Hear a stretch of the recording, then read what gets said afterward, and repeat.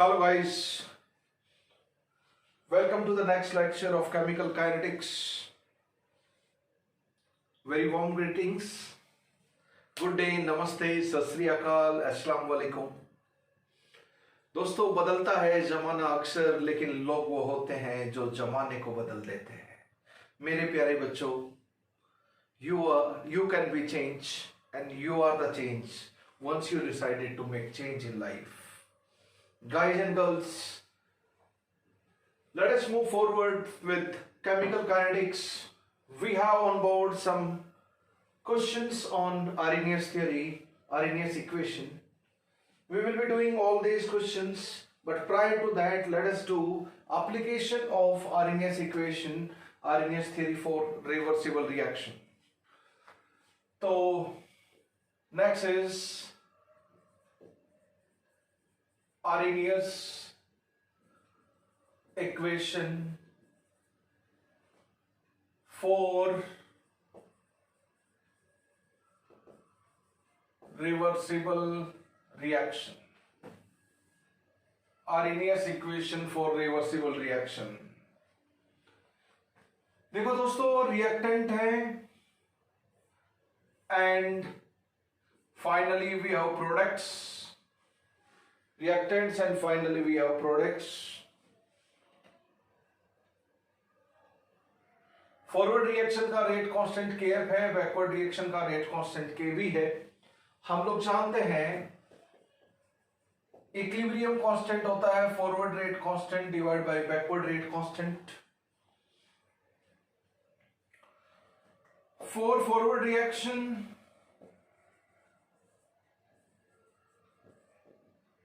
what we can write, K is equal to A e raised to power minus EA by RT.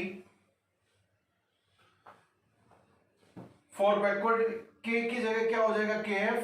A और EA specific to reaction होते हैं, तो forward reaction के लिए AF and EF बोल देते हैं। For backward reaction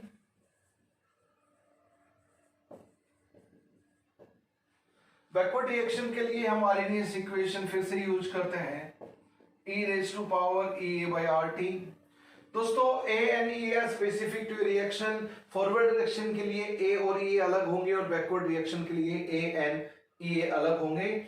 A and EA forward reaction के लिए AF EF बोला, तो बैकवर्ड के लिए AB EB बोल देते हैं। तो this is KB, rate constant of backward reaction. You can ask a simple question कि सर टेम्परेचर क्यों सेम लिया?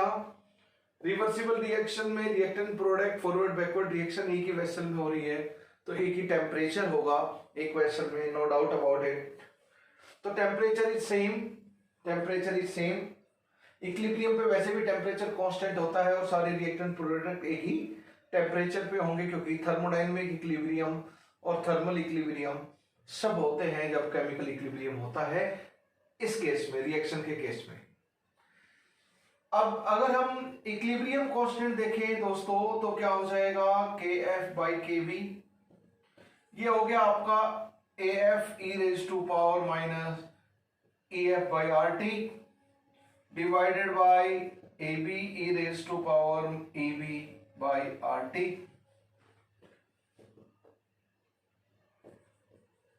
AF by AB e raised to power क्या हो गया दोस्त? अगर माइनस का साइन में सलामत रखूं तो EF minus EB divided by RT आ जाएगा पावर में। EF by EB क्या होता है आपका?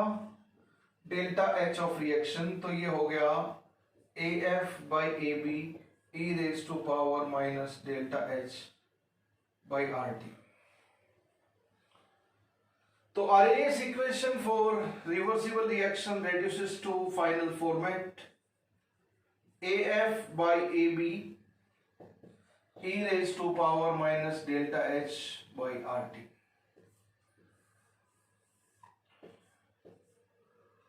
जब वन वे रिएक्शन की हम लोग बात करते थे तो ये होता था, यहां पे ये रेट कांस्टेंट था, इसकी जगह पर क्या आ गया? Equilibrium constant. ये था आपका आरएनएस कांस्टेंट, ये है Arrhenius constant of forward reaction to backward reaction, एक ही जगह AF बाई AB आ गया। एक्टिवेशन एनर्जी की जगह पर एंथैल्पी ऑफ रिएक्शन आ गया। तो देयर इज स्लाइट चेंजेस, एक ही जगह AF बाई AB और एक्टिवेशन एनर्जी की जगह डेल्टा एच ऑफ रिएक्शन, तो K की जगह पर आपका इक्विलिब्रियम कांस्टेंट आ गया। रेट कांस्टेंट की जगह पर इक्विलिब्रियम कांस्टेंट। ये RNS equation for reversible reaction हम बिंदास लेके चल सकते हैं। ओके दोस्तों, अब effect of temperature on equilibrium constant देखते हैं। Should I rub this? Yes, effect of temperature on equilibrium constant. Effect of temperature on equilibrium constant AF by AB e raised to power minus delta H by RT।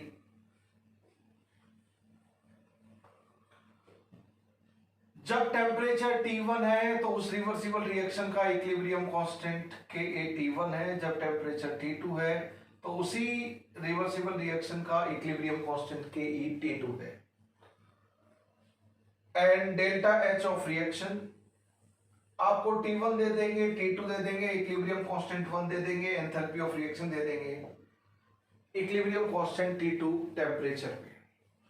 अगर T2 बड़ा है T1 से तो K equilibrium T2 K equilibrium 1 K equilibrium T1 से बड़ा भी हो सकता है, छोटा भी हो सकता है और बराबर भी हो सकता है। यानी कि टेम्परेचर बढ़ाने पर रेट कांस्टेंट तो हरदम बढ़ रहा था, लेकिन टेम्परेचर बढ़ाने पर इक्विलिब्रियम कांस्टेंट बढ़ भी सकता है, घट भी सकता है एंड कांस्टेंट भी रह सकता है। Depends upon what kind of reaction, that is depends upon reaction का डेल्टा एच का साइन क्या है। डेल्टा एच रिएक्शन एंडोथर्मिक है या एक्सोथर्मिक है या रिएक्शन नीदर एंडो नॉर एक्सो है, depends on nature of reaction. हम इक्विलिब्रियम कांस्टेंट की वैल्यू बढ़ाकर घटाकर कैसे भी पा सकते हैं ऑन वेरिएशन ऑफ टेम्परेचर। तो दोस्तों, AF and AB and delta H, ये दो चीजों की बात करते हैं। हम लोग जानते हैं कि A एंड EA की वैल्यू टेम्परेचर चेंज करने पर हम लोग चेंज नहीं मानते हैं फॉर न्यूमेरिकल डूइंग। A की वैल्यू चेंज नहीं मानेंगे तो AF AB की वैल्यू भी चेंज नहीं होगी, वो भी आरएनएस कांस्टेंट ही है। तो आरएनएस कांस्टेंट चेंज नहीं होगा तो ratio of Arrhenius constant of forward to backward reaction भी चेंज नहीं होगा। तो this is not going to change on changing the temperature. Delta H of reaction change होती है, but we will consider delta H of reaction, enthalpy of reaction to be same over given temperature range T1 to T2। ऐसा हम हरदम मानकर चलेंगे और पूरी thermochemistry thermodynamics में यही मान के चले हैं। जब भी न्यूमेरिकल आए हैं we have assumed almost all the times except Kirchhoff law, जो आपने थर्मोकेमिस्ट्री में किरचॉफ लॉ पढ़ा था, उसके न्यूमेरिकल के अलावा बाकी सब जगह पर हम लोग एंथैल्पी ऑफ रिएक्शन को टेम्परेचर से इंडिपेंडेंट लेकर चलते हैं। वैसे enthalpy of reaction temperature dependent होती है। तो टेम्परेचर चेंज करने पर AF by AB and delta H and R तो यूं का यूं रहेगा, E तो कांस्टेंट है ही है। तो यहाँ पे सिर्फ टेम्परेचर के साथ ही बाकी चीज तो चेंज होगी नहीं, बस इतना बोलेंगे। और अगर T2 टेम्परेचर के ऊपर इक्विलिब्रियम कांस्टेंट देखूं तो ये T2 हो जाएगा, ये इक्विलिब्रियम कांस्टेंट T2 हो जाएगा। This is 1 and this is 2। Effect of temperature अगर हमें देखना है तो ये हो गया Arrhenius constant and enthalpy of reaction and activation energy of reaction. All of these are considered to be temperature independent. Temperature के साथ हम इनको चेंज नहीं मानते हैं। If we do the operation 2 divide by 1 तो मेरे दोस्तों आ जाएगा कि equilibrium T2, equilibrium constant eight T1, AF by AB उड़ जाएगा आपका, e raised to power minus delta h by r common आ जाएगा। तो what will be there if I write e raised to power delta h by r 1 by T1 minus 1 by T2।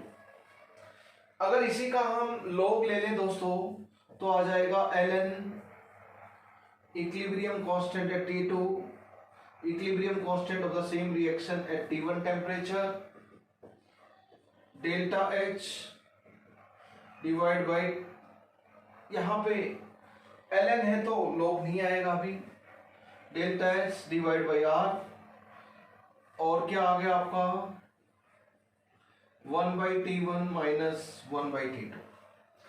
अगर इस common log natural log को common log में अगर हम convert कर दें तो यहाँ पर क्या लिखेंगे, इसकी जगह पर 2.303 कॉमन लॉग, 2.303 को नीचे ले जाए दोस्तों तो वो फॉर्मेट आपके पास आ गया जो कॉमनली आप न्यूमेरिकल में यूज करने वाले हो। चाहो तो इसको भी आप लिख सकते हो T2 minus T1 divided by T2 T1, you can write, choice is yours। तो ये इस तरह के न्यूमेरिकल में इन 5 पैरामीटर में से 4 दे देंगे, 5वां पूछ लेंगे। मैंने जैसे एक एग्जांपल लिया कि T1 T2 इक्विलिब्रियम कांस्टेंट है, T1 एंथैल्पी ऑफ रिएक्शन दे रखी है और इक्विलिब्रियम कांस्टेंट T2 पूछा है, या T1 T2 पुट कर दो, डेल्टा एच पुट कर दो, दे रखी है वैल्यू के इक्विलिब्रियम T1 है तो के इक्विलिब्रियम T2 आ जाएगा। This way you can do numerical on this। अब इक्विलिब्रियम कांस्टेंट का टेम्परेचर के साथ क्या रिलेशन है, अब हम बात करते हैं। मैं एक स्टेटमेंट लिखवाऊंगा। हाँ, second thing is what will happen to equilibrium constant on addition of catalyst. बिल्कुल सिंपल तरीके से अगर आप देखना चाहो तो एडिशन ऑफ कैटलिस्ट पे इक्विलिब्रियम कांस्टेंट पे एडिशन ऑफ कैटलिस्ट का कोई फर्क नहीं पड़ेगा। कैसे, we will be looking very soon, but सबसे पहले इक्विलिब्रियम कांस्टेंट का इफेक्ट ऑफ टेम्परेचर हम लोगों ने देख लिया। इक्विलिब्रियम कांस्टेंट का effect of temperature we have seen, this is equilibrium constant at T2 divided by equilibrium constant of the same reaction at T1, enthalpy of reaction divided by 2.303 R, T2 minus T1 divided by T2 T1। ध्यान रखें delta H की energy unit और R की energy unit sync में रहनी चाहिए, these must be in synchronised fashion. R की value 2 रहेगी कैलोरी पर मोल पर केल्विन में अप्रोक्सीमेटली, तो डेल्टा एच कैलोरी पर मोल में पुट करना है, निकालना है। आर की वैल्यू 8.314 और अप्रोक्सीमेटली 25/3 जूल पर मोल पर केल्विन रहेगी, तो डेल्टा एच की वैल्यू भी जूल पर मोल में पुट करनी है या निकालनी है, व्हाटएवर भी, बट डेल्टा एच और आर की एनर्जी यूनिट सिंक में रहनी चाहिए। Please consider this. Effect of temperature को हम लोग कंटिन्यू करेंगे, पर मैं एक छोटी सी चीज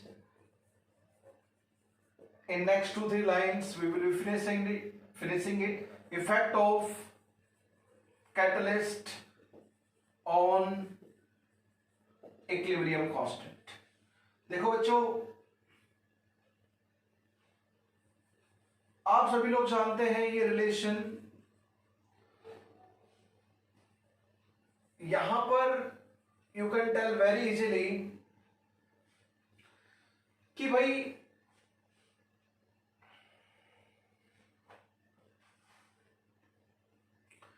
अगर यहां पर अगर हम बात करें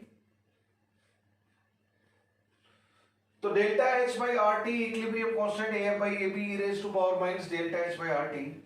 मुझे बताओ कैटलिस्ट डालने पर A F A B delta H कोई भी चेंज होता है? डोंट चेंज, कोई भी चेंज नहीं होगा।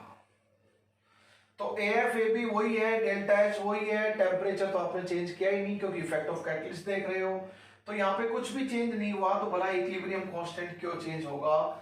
सो इक्विलिब्रियम कांस्टेंट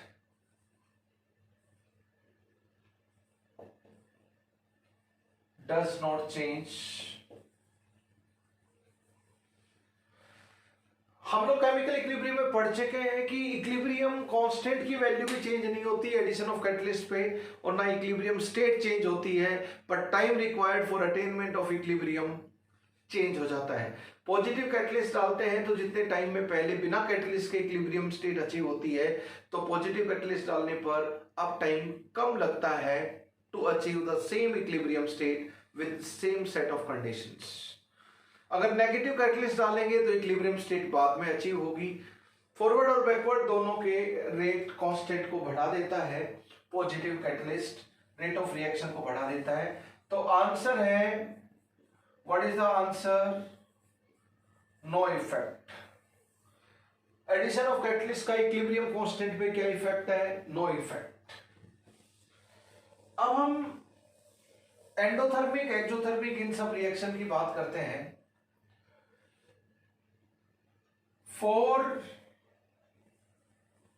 एंडोथर्मिक रिएक्शन यानी कि जब डेल्टा एच पॉजिटिव है, टेम्परेचर जैसे ही हम बढ़ाएंगे दोस्तों, इक्विलिब्रियम कांस्टेंट बढ़ेगा एंड टेम्परेचर अगर हम कम करते हैं तो इक्विलिब्रियम कांस्टेंट की वैल्यू कम हो जाती है, इक्विलिब्रियम कांस्टेंट की वैल्यू भी कम हो जाती है। कब? For endothermic reaction. You can see it easily. कैसे? इक्विलिब्रियम कांस्टेंट आप लोग जानते हो, AF by AB e raise to power minus delta H by R T. इसको आप नेगेटिव साइन को हटाने के लिए आप ऐसा लिख लो, राइट। देखो दोस्तों, जैसे टेम्परेचर बढ़ेगा तो delta H by R T घटेगा as delta H is positive. Positive divide by T है तो पहले +10 था तो +8 +7 कुछ तो होगा। Delta H by R T अगर आपका घटा तो e raise to power delta H by R T भी घटेगा। और मेरे दोस्तों, ये वैल्यू घटी तो इक्विलिब्रियम कांस्टेंट को तो बढ़ना ही है। तो क्या हुआ? टेम्परेचर बढ़ा तो इक्विलिब्रियम कांस्टेंट भी बढ़ा। कब? For endothermic reaction. Hence proved, endothermic reaction के लिए टेम्परेचर बढ़ने पर इक्विलिब्रियम कांस्टेंट की वैल्यू बढ़ती है। एंड सब जगह एरो अपोजिट कर दें तो टेम्परेचर घटने पर इक्विलिब्रियम कांस्टेंट की वैल्यू बढ़ेगी, टेम्परेचर घटने पर इक्विलिब्रियम कांस्टेंट की वैल्यू घटेगी एंड टेम्परेचर बढ़ने पर इक्विलिब्रियम कांस्टेंट की वैल्यू बढ़ेगी, राइट। अगर हम टेम्परेचर कम कर दें तो delta H by R T बढ़ेगा, ये बढ़ेगा तो डिनोमिनेटर बढ़ा तो इक्विलिब्रियम कांस्टेंट घटेगा। दैट्स ऑल दोस्तों। Second is for exothermic reaction.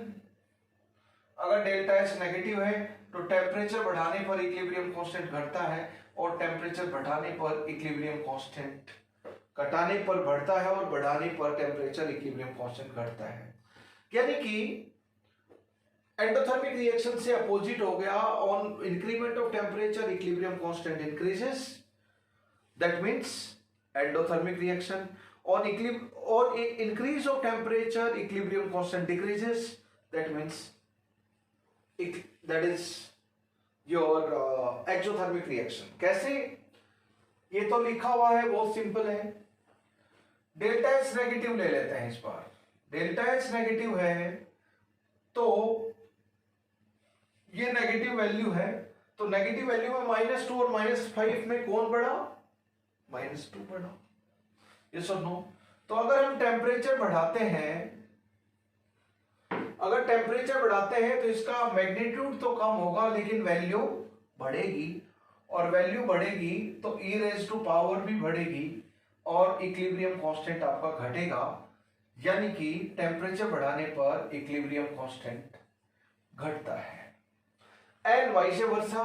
तो टेम्परेचर बढ़ाने पर इक्विलिब्रियम कांस्टेंट घटता है, टेम्परेचर घटाने पर इक्विलिब्रियम कांस्टेंट बढ़ता है अगर एक्सोथर्मिक रिएक्शन है तो। थर्ड वाला केस नहीं मिलने वाला क्वेश्चन में chances are almost nil. Neither endo nor exo reaction, ना तो एंडोथर्मिक रिएक्शन है ना एक्सोथर्मिक है, डेल्टा एच ऑफ रिएक्शन 0 है, तो टेम्परेचर बढ़ाओ या घटाओ, इक्विलिब्रियम कांस्टेंट चेंज नहीं होने वाला। इक्विलिब्रियम कांस्टेंट चेंज नहीं होने वाला। वेरी सिंपली कैसे? टेम्परेचर बढ़ाएंगे तो डेल्टा एस तो जीरो है, तो ये वैल्यू तो जीरो रहेगी, e की पावर जीरो हो गई तो 1, और ये 1 है तो फर्क ही नहीं पड़ेगा। एफ ए बी चेंज करते नहीं है टेम्परेचर के साथ, ये तो 1 हो गया, फिक्स हो गया, तो इक्विलिब्रियम कांस्टेंट उतना ही हो गया, एफ बाई ए बी के बराबर। Hence equilibrium constant does not change, that is equal to 1। Hence equilibrium constant हर दम ए बाई ए बी के बराबर रहेगा, चाहे टेम्परेचर कम करो या बढ़ाओ। और ए बाई ए बी को हम टेम्परेचर के साथ चेंज नहीं कंसीडर करते, इसलिए हम मानेंगे कि टेम्परेचर के साथ इक्विलिब्रियम कांस्टेंट की वैल्यू चेंज नहीं होती है। तो ये चीज डायरेक्टली ऑब्जेक्टिव में क्या था, बड़ा इंटरेस्टिंग चीज है कि इक्विलिब्रियम कांस्टेंट की वैल्यू और रेट कांस्टेंट की वैल्यू टेम्परेचर के साथ कैसे। अब हम कंपेयर करते हैं। हमने पढ़ा था कि टेम्परेचर बढ़ाने पर रेट कांस्टेंट पक्का बढ़ता है, चाहे कैसी भी रिएक्शन हो, एंडोथर्मिक एक्सोथर्मिक, चाहे आंधी में तूफान कुछ भी आए, टेम्परेचर बढ़ाने पर इक्विलिब्रियम रेट कांस्टेंट की वैल्यू पक्का बढ़ानी है। वो आईडी वाला क्वेश्चन आपको ध्यान होगा, के वर्सेस टी का ग्राफ था, ऐसा ग्राफ था हमारा, तो टेम्परेचर बढ़ाने पर ये रेट कांस्टेंट है, रेट कांस्टेंट की वैल्यू पक्का बढ़ेगी, रेट कांस्टेंट की वैल्यू पक्का बढ़ेगी। लेकिन टेम्परेचर बढ़ाने पर इक्विलिब्रियम कांस्टेंट की वैल्यू बढ़ भी सकती है, घट भी सकती है। अगर एंडोथर्मिक रिएक्शन है तो टेम्परेचर बढ़ाने पर इक्विलिब्रियम कांस्टेंट बढ़ेगा और टेम्परेचर घटाने पर घटेगा। लेकिन एक्सोथर्मिक रिएक्शन है तो उल्टा हो जाएगा, टेम्परेचर बढ़ाने पर इक्विलिब्रियम कांस्टेंट घटेगा और टेम्परेचर घटाने पर इक्विलिब्रियम कांस्टेंट बढ़ेगा। Right. Effect of catalyst, positive catalyst से रेट कांस्टेंट बढ़ता है और नेगेटिव कैटलिस्ट से रेट कांस्टेंट घटता है, लेकिन कैटलिस्ट डालने पर इक्विलिब्रियम कांस्टेंट की सेहत पर फर्क नहीं पड़ता। तो इफेक्ट ऑफ टेम्परेचर हमने रेट कांस्टेंट इक्विलिब्रियम कांस्टेंट पे दोनों पे देखा, और इफेक्ट ऑफ कैटलिस्ट भी रेट कांस्टेंट और इक्विलिब्रियम कांस्टेंट दोनों पे देखा। रिवर्सिबल रिएक्शन की बात करेंगे तो हम लोग आर्हेनियस इक्वेशन को पाएंगे के बाई के बी। तो देखो, अगर हम न्यूमेरिकल के लिए बात करें तो 4 न्यूमेरिकल एक बार मैं लिख देता हूं, सारी काम की चीज। आर्हेनियस थ्योरी की सारी कॉन्सेप्चुअल पार्ट हम लोग कर चुके हैं। फर्स्ट, सब कुछ इसी इक्वेशन का गेम है, एवरीथिंग इज दिस। इसको लॉगरिथमिक फॉर्म में भी लिख सकते हो सेम इक्वेशन को, ln लेकर और फिर लॉग में भी कन्वर्ट कर सकते हो। ये सारे डेरिवेशन, सारे एक्सप्रेशन इसी से निकले हैं। तो कुछ भी समझ में नहीं आई न्यूमेरिकल में तो इससे श्री गणेश कर लेना। You will find the way to reach to your answer for question which is showing dependency of rate constant और इक्विलिब्रियम कांस्टेंट और rate of reaction on temperature और कैटलिस्ट। आप बस यही है सबकी सूत्रधार। सेकेंड, हमने इफेक्ट ऑफ टेम्परेचर देखा था लॉगरिथमिक फॉर्म में, KT2 by KT1 is equal to activation energy divide by 2.303 R, और दोस्तों हमारा हो गया था T2 minus T1 divide by T2 T1। एक ही रिएक्शन के लिए हमने टेम्परेचर चेंज किया था और रेट कांस्टेंट की वैल्यू देखी थी। इसको हम क्या लिख सकते हैं, rate of reaction at T2 divide by rate of reaction at T1। Third है इफेक्ट ऑफ कैटलिस्ट, और वो आपने देखा था rate constant in presence of catalyst, absence of catalyst is equal to drop in activation energy in case of positive catalyst 2.303 RT। ये temperature constant है लेकिन सिर्फ कैटलिस्ट ऐड किया है, इफेक्ट ऑफ कैटलिस्ट देखा, keeping temperature constant.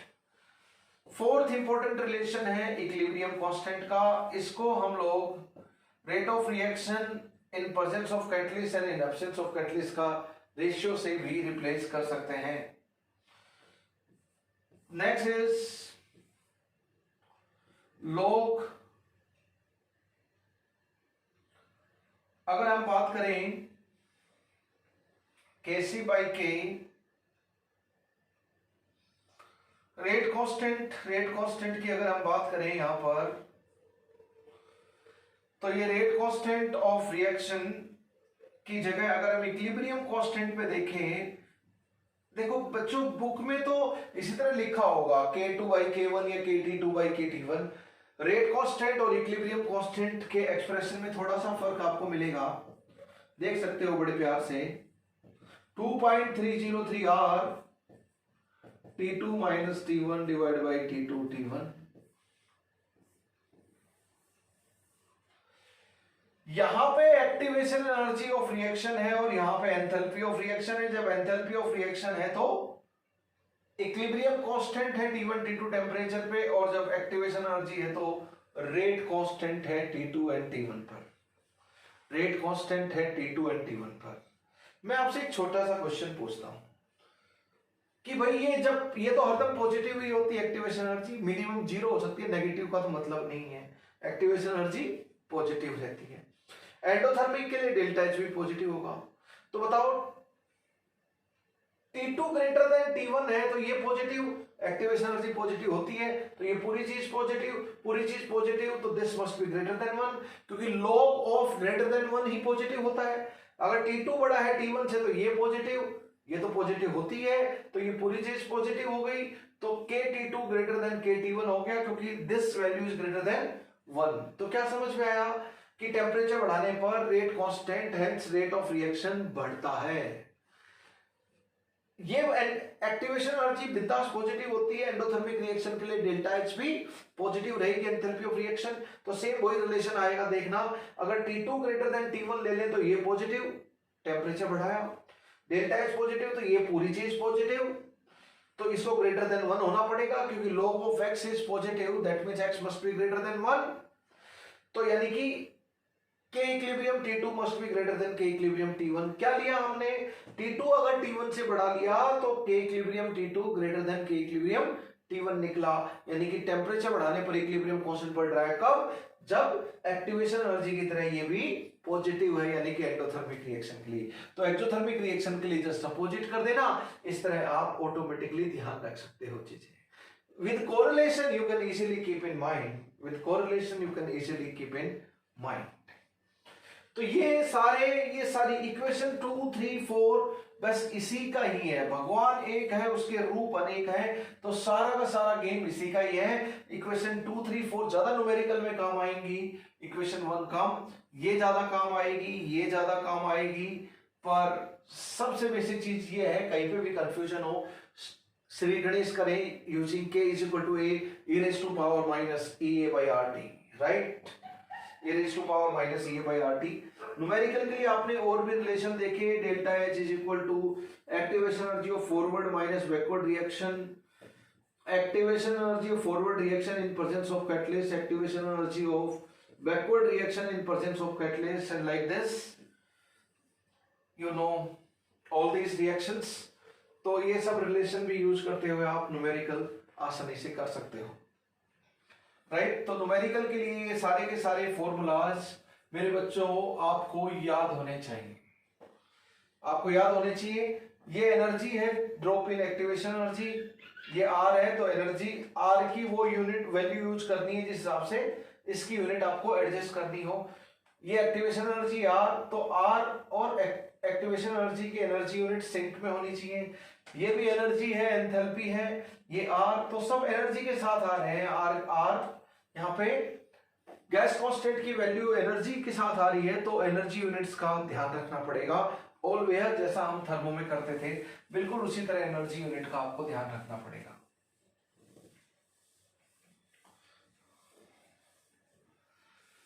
So these are आर्रेनियस theory के important relations for numericals. दोस्तों अब हम कुछ न्यूमेरिकल करते हैं आर्रेनियस थ्योरी के ऊपर। दीज न्यूमेरिकल्स, एक्टिवेशन एनर्जी किलोकैल पर मोल में आपको बताना है। एक रिएक्शन है A2 + B2 giving to AB, उसका ग्राफ दे रखा है log K वर्सेस 1/T, ये कॉमन log है। ये 2 पॉइंट दे रखे हैं इसमें, यानी कि x है 1/T, तो x ये 1/T है, केल्विन इनवर्स में बोल रखा है, और log K की तो कोई यूनिट होती नहीं है, तो log K की वैल्यू 3 and 2 दे रखी है इन दोनों पॉइंट पे, क्योंकि x/y होता है, तो ये वैल्यू 1/T की है और ये वैल्यू log K की है, एक्स एंड वाई इस फॉर्मेट में मैथमेटिकली हम लोग एक पॉइंट को रिप्रेजेंट करते हैं X is to Y. Activation energy of reaction बतानी है। तो दोस्तों किलो कैल पर मोल में log K versus 1/T। K है रेट कांस्टेंट, K क्या है यहाँ पर रेट कांस्टेंट है। तो ये एक्टिवेशन एनर्जी रेट कांस्टेंट की वैल्यू से आप कैसे देखोगे भाई? रेट कांस्टेंट टेम्परेचर के ऊपर डिपेंडेंसी तो आर्हेनियस इक्वेशन से रखता है। तो K इज इक्वल टू ए, श्री गणेश वहीं से करेंगे, EA बाई RT। वहां पे log चाहिए तो मैं ln ले लूंगा। ln क्यों ले रहा हूं? क्योंकि e रेज टू पावर है। अगर 10 रेज टू पावर होती तो डायरेक्टली मैं कॉमन log ले लेता। तो ln k is equal to ln a minus EA by R 1/T। लेकिन वहां पे log है तो इसको 2.303 log, इसको भी 2.303 log। मैं डायरेक्टली लिख देता हूं log k is equal to log a minus EA divide by 2.303 R 1/T। दोस्तों ये आपका y है, ये mx है, तो ये आपका y is equal to c plus mx। ये हो गया आपका एक्टिवेशन एनर्जी माइनस साइन के साथ। पूरा इसको थोड़ा कवर कर लीजिए, माइनस साइन के साथ एक्टिवेशन एनर्जी है ये। तो एक्टिवेशन एनर्जी कितनी है? स्लोप के बराबर है। एक्टिवेशन एनर्जी स्लोप के बराबर है। बस काम हो गया। ये 2 पॉइंट है तो स्लोप आ गया, तो एक्टिवेशन एनर्जी भाग भाग के आ गई। Just do the calculation. कैसे बच्चों? y2 माइनस y1, इस पॉइंट को मैं, ये y2 है ये y1 है, तो 3 माइनस 2, स्लोप क्या हो गया आपका 3 minus 2 y2 minus y1 divide by x2 minus x1, तो 2 multiplied by 10⁻³ minus 5 multiplied by 10⁻³ is equal to minus EA divided by 2.303 R. So this value is 1 divided by 3 multiplied by 10⁻³। ये हो गया 3 multiplied by 10⁻³, ये हो गया -1, ये हो गया EA divided by 2.303 R। Minus minus हो गया आपका प्लस। तो एक्टिवेशन एनर्जी कितनी हो गई बच्चों? एक्टिवेशन एनर्जी हो गई 2.3 R, 3 multiplied by 10⁻³। Just do the calculation. आप किस में चाहते हो? किलो कैल में चाहते हो?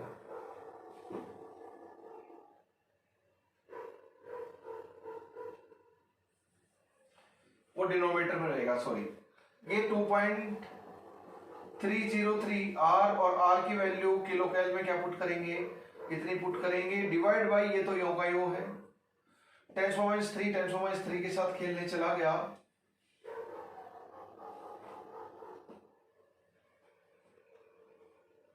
किलो कैल में ये हो गया 3 मल्टीप्लाइड बाई 5, तो 2 हो गया ना, 2 5 y2 minus y1 3 minus 2 is equal to x2 minus x1, तो ये आ गया 3 मल्टीप्लाइड बाई 10⁻³ माइनस हो गया ये आपका, राइट। ये हो गया minus EA divide by 2.303 R, EA divide by 2.303 R हो गया ये value 2.303 R। EA 2.303 R, R की वैल्यू कैलोरी में 2 होती है तो किलो कैलोरी में 2 डिवाइड बाई 1000 हो जाएगी। 3 मल्टीप्लाइड 10⁻³ ये चला गया आपका, तो 2.3 multiplied by 2/3, this value will be 2.3 multiplied by 2/3 is 1.54. Yes or no? Correct. तो आपकी वैल्यू आ गई 1.54 किलो कैलोरी पर मोल। सिंपल रिलेशन से आप देख सकते हो। अगर आपको कोई आर्हेनियस कांस्टेंट भी पूछता तो निकाल सकते थे log A। क्या इसकी वैल्यू कभी बोलेंगे कि इसकी वैल्यू है 10 या 5 है, y इंटरसेप्ट क्या है 5, तो आप डायरेक्टली निकालोगे 0, log A। यहाँ पर y इंटरसेप्ट क्या है log A है, तो log A की वैल्यू मान लीजिए कि वैल्यू आपको 10 दे रखी है ग्राफिकली, या 5 दे रखी है, तो log A क्या आ गया बच्चों 5 आ गया, तो एक की वैल्यू कितनी आ गई, 10⁵ आ गई। आरएमएस कांस्टेंट की वैल्यू भी पूछ लेते हैं इस तरह ग्राफिकली वाई इंटरसेप्ट देते हुए, पर ग्राफ कौन सा होना चाहिए, log k वर्सेस 1/t, और ln k वर्सेस 1/t में यहाँ ln a वाई इंटरसेप्ट आ रहा था, तो ln a = 3 कर देते इफ नीडेड, उस तरह का ग्राफ दे रखा है तो डन।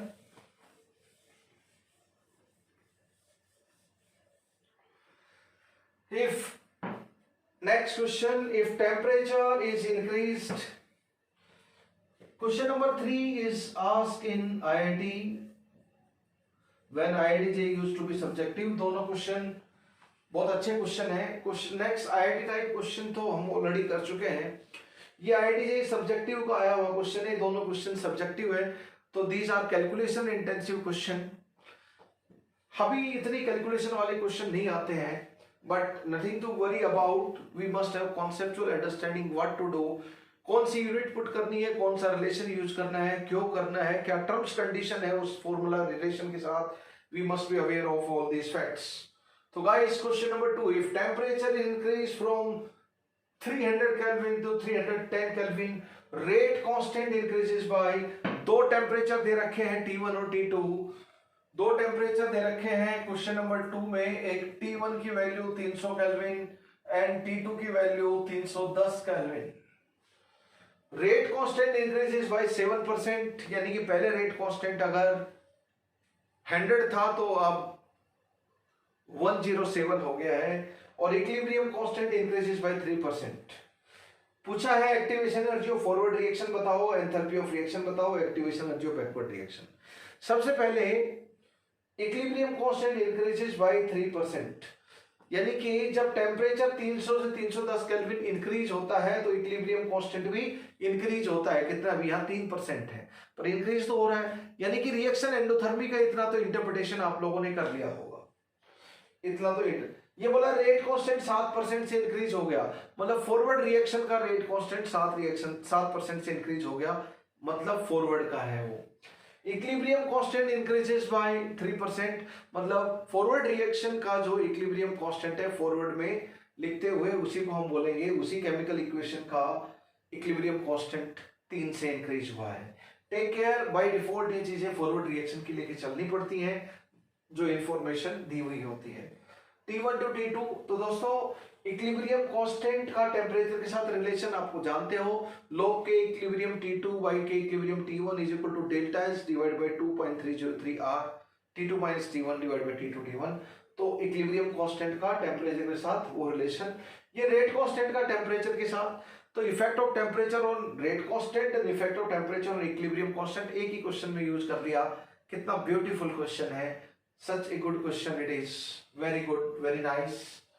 तो सबसे पहले 7% से इंक्रीज हुआ, मैं सबसे पहले रिलेशन यूज करूंगा रेट कांस्टेंट का KT2 by KT1 is equal to, rate constant में एक्टिवेशन एनर्जी आती है दोस्तों 2.303 R T2 minus T1 divided by T2 T1,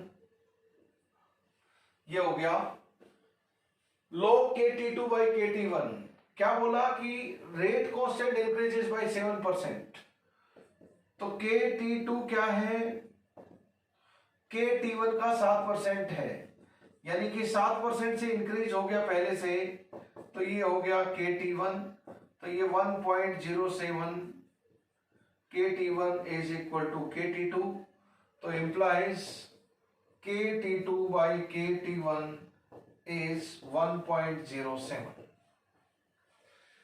ये हमारा हो गया, तो just put the value log 1.07 is equal to activation energy, किस में निकालनी है हमें एक्टिवेशन एनर्जी, कैलोरी में, तो हम डायरेक्टली वैल्यू पुट कर देते हैं 2.303 कैल में होती है आपकी वैल्यू R की 2, तो एक्टिवेशन एनर्जी भी कैलोरी पर मोल में आएगी। T2 माइनस T1 कितना हो गया, 310 माइनस 310 केल्विन आ गया, और ये हो गया 310 मल्टीप्लाइड बाय 300, 1010 खेलने चला गया। एक्टिवेशन एनर्जी की वैल्यू दोस्तों अगर हम निकालते हैं तो you will get the value desired answer calorie पर mole which is given there easily. तो activation energy of forward reaction हमारी आ चुकी है।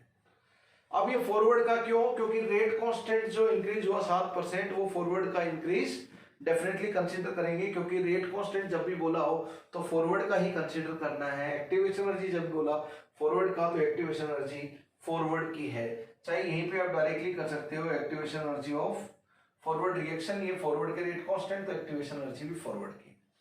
Second, effect of temperature on equilibrium constant. Equilibrium constant 3% से इंक्रीज हुआ, तो इक्विलिब्रियम कांस्टेंट है T2 इज 3% बढ़ा, तो इसका मतलब ऐसा हो गया equilibrium constant T2 1.03, equilibrium constant T1 बोल सकते हैं 1.03 हो गया। रिलेशन क्या होगा इस बार, K equilibrium T2 by T1 is delta H divide by 2.333R T2 minus T1। ये होता है इक्विलिब्रियम कांस्टेंट पर इफेक्ट ऑफ टेम्परेचर। तो दोस्तों 1.03 हो गया, यह हो जाएगा आपका फॉर्मूला के अनुसार डेल्टा H। पर आप कैलोरी में चाहते हो तो R की वैल्यू 2 पुट कर देंगे, 2 पुट है T2 minus T1 310 minus 300 same. तो आपका यहां से delta H of reaction calculate करके आ जाएगा 549.9 on doing the calculation. Very good, 549.9 calorie पर mole, that will be your answer on doing the calculation. अब कुछ नहीं बचा क्वेश्चन में, डेल्टा H ऑफ रिएक्शन पता है, EF ऑफ रिएक्शन पता है, EB ऑफ रिएक्शन पूछा है। क्या इसकी वैल्यू हम लोग पुट कर देंगे 549.9 कैलोरी पर मोल, इसकी वैल्यू पुट कर देंगे 1258.7, तो इसकी वैल्यू आ जाएगी आपकी 708.8 कैलोरी पर मोल। नॉट ए प्रॉब्लम, ये डायरेक्ट आपका रिलेशन है। एक्टिवेशन एनर्जी दोनों और एंथैल्पी ऑफ रिएक्शन में ये रिलेशन होता है if it is given in the question. तो वेरी गुड क्वेश्चन बच्चों। टेम्परेचर चेंज किया, रेट कांस्टेंट का चेंज देखा, तो log KT2 by KT1 is equal to EA divided by 2.303 T2 minus T1। मैंने बोला था जब भी दो डिफरेंट टेम्परेचर की बात की हो T1 T2 की, डायरेक्टली रेट कांस्टेंट और इक्विलिब्रियम कांस्टेंट के temperature dependency considering two different temperature आप याद कर लेना। तो बस वो सारे बहुत ही कॉमनली यूज रिलेशन पर रेट कांस्टेंट और इक्विलिब्रियम कांस्टेंट के दोनों एक साथ यूज करवा लिए। That is the beauty of this question which is very rare. Generally rate constant और इक्विलिब्रियम कांस्टेंट दोनों पे इफेक्ट ऑफ टेम्परेचर एक साथ न्यूमेरिकल में यूज करवाने के चांसेस कम रहते हैं। Next question is question asked by IIT already. log of K second inverse दोस्तों एक केमिकल रिएक्शन के लिए है। For a chemical reaction rate constant as a function of temperature दे रखा है। सेकंड इनवर्स है तो रेट कांस्टेंट की यूनिट से आप तुरंत इंटरप्रेट कर सकते हो कि ऑर्डर ऑफ रिएक्शन आपका 1 रहेगा। ऑर्डर ऑफ रिएक्शन आपका 1 रहेगा। ऑर्डर ऑफ रिएक्शन क्या रहेगा 1, क्योंकि टाइम इनवर्स रेट कांस्टेंट किस ऑर्डर की रिएक्शन के रेट कांस्टेंट टाइम इनवर्स होते हैं, फर्स्ट ऑर्डर अनडाउटेडली। तो देखो बच्चों मुझे इस फॉर्मेट में लेके आ जाता हूं रादर देन इसको एक्सपोनेंशियल फॉर्मेट में लेके जाऊं। ये नेचुरल लॉग के फॉर्मेट में है, कोई नहीं, दिल्ली दूर नहीं है। दोनों तरफ नेचुरल लॉग ले लीजिए। e रेज टू पावर है तो नेचुरल लॉग ही बनता है, क्योंकि नेचुरल लॉग में ही बेस ऑफ लॉग e होता है। ln k is equal to ln a EA by R 1 by T।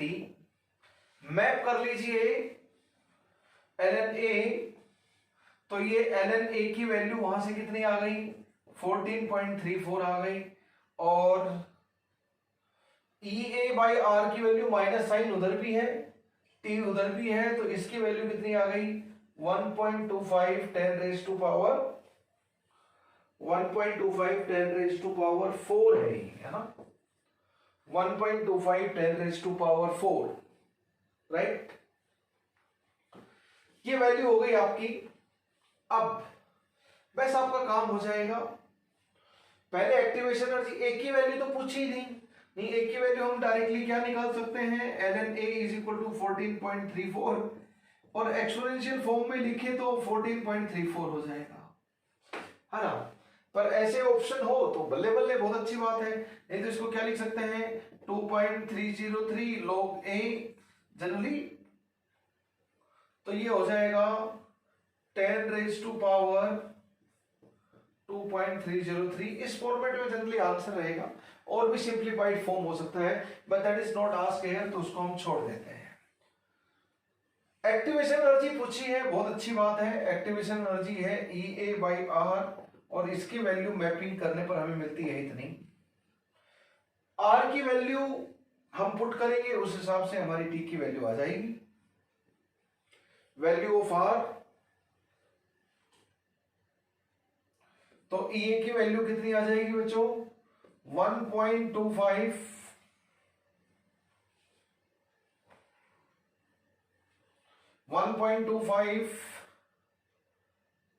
10 raised to power 4 R।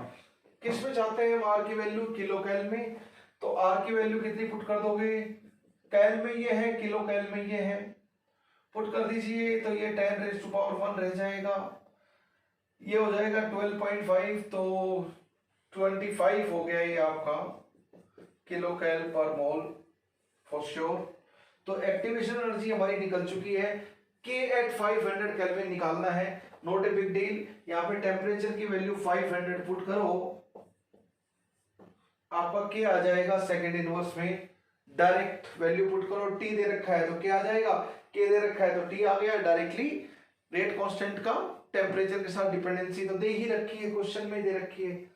Temperature at which T half is 256 minutes, this is good question. वो temperature बताना है जिसमें T half 50% हो। तो दोस्तों T half दे रखा है किसी भी टेम्परेचर का, क्योंकि T half भी फर्स्ट ऑर्डर के लिए, फर्स्ट ऑर्डर है क्योंकि unit of rate constant time inverse second inverse है। 0.693 डिवाइडेड बाय, यहाँ पे सेकंड इनवर्स में पुट करना है K की वैल्यू, क्योंकि पूरा डेटा इसी हिसाब से है, तो 513 बोलेंगे हम लोग। 256 मिनट्स है, तो मिनट को अगर हम K की वैल्यू क्या होगी, T half, है ना। अगर ये सेकंड में पुट करेंगे तो ये सेकंड इनवर्स में आएगा, पर T half मिनट में दे रखा है, कोई बात नहीं, सेकंड में कन्वर्ट कर लेते हैं। 256 मिनट है, तो सेकंड कितनी हो जाएगी दोस्त, एक मिनट में 60 सेकंड होती है, तो ये हो जाएगा अब सेकंड इनवर्स में। आपको कुछ नहीं करना है, ये वैल्यू आप डायरेक्टली यहां पर पुट कर दो, क्योंकि सेकंड इनवर्स यूनिट मैच हो गई। T की वैल्यू आएगी आपकी 513 kelvin on doing the calculation. I already said this is IITJ subjective question. When IITJ used to be subjective, that time calculations were very lengthy and very calculation intensive questions were being asked that time. This is the question of my time when I appeared in IIT. उस time IIT में बड़े जबरदस्त question आया करते थे, seats बहुत limited थी, तो कंपटीशन वाज मच फायर्स। और कंपटीशन फायर्स होने का एक बहुत बड़ा रीजन था कि आईआईटी का स्टेटस और आज जिसका नाम एनआईटी है उसके स्टेटस में बहुत ज्यादा डिफरेंस था दैट टाइम। और फिर बीएससी एमएससी तो बहुत ज्यादा डिफरेंस आज भी है, पहले भी था आईआईटी के सामने। There was earth and sky difference in the eyes of people that time. So what used to happen that time for IIT, the such type of questions were being asked. Subjective question होते थे, काफी calculation intensive होते थे, बहुत time लगता था एक एक क्वेश्चन को करने में, इसलिए टाइम ड्यूरेशन भी ज्यादा दिया जाता था।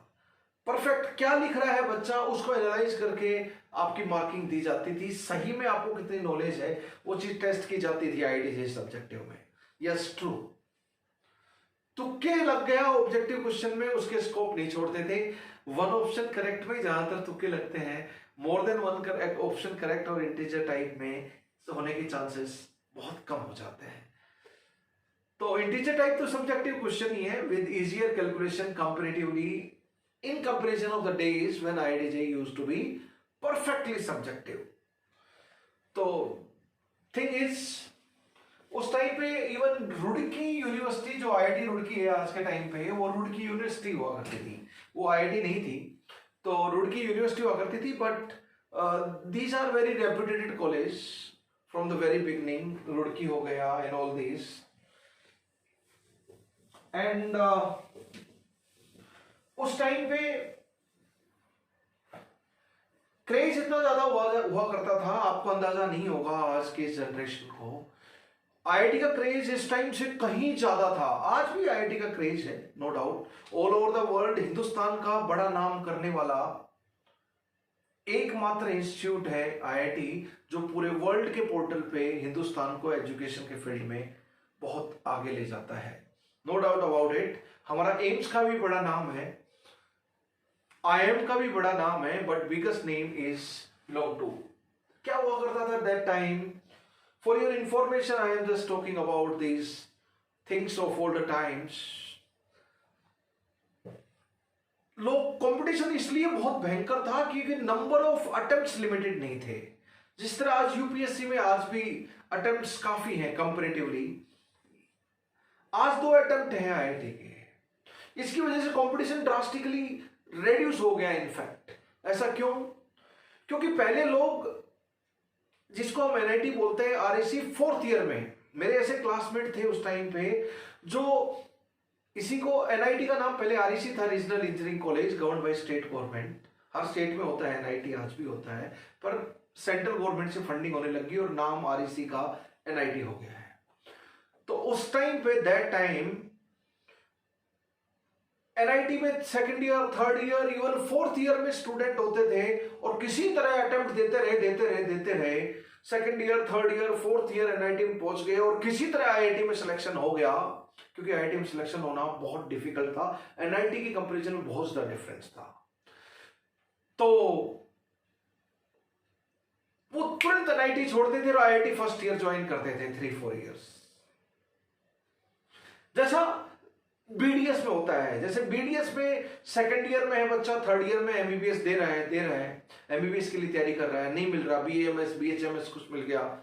अगर स्टूडेंट को लगता है किसी तरह मुझे वही करना है, ऐसे लोग होते हैं, जिद्दी लोग होते हैं, और होना कुछ गलत बात भी नहीं है. सो अगर वो स्टूडेंट वहां पे फाइनली 4th ईयर में था और 1st ईयर आईआईटी में आता था, तो यानी कि जो बैकलॉग था 3-4 साल का, बीएससी फाइनल ईयर में पहुंच गए, देते रहे, आईआईटी में हो गया सिलेक्शन, पहुंच गया आईआईटी में. बीएससी कर ली, MSc 1st year, MSc 2nd year हो गई, यानी कि 5 साल हो गई, लेकिन आईआईटी दिए जा रहे हैं. बिहार के लोगों ने तो कसम खा ली थी कि एक बार कोटा दिल्ली में आ गए तो एक रूम रेंट पे ले लिया तो 1 साल, 2 साल, 3 साल, 4 साल कोटा में ऐसा होता था.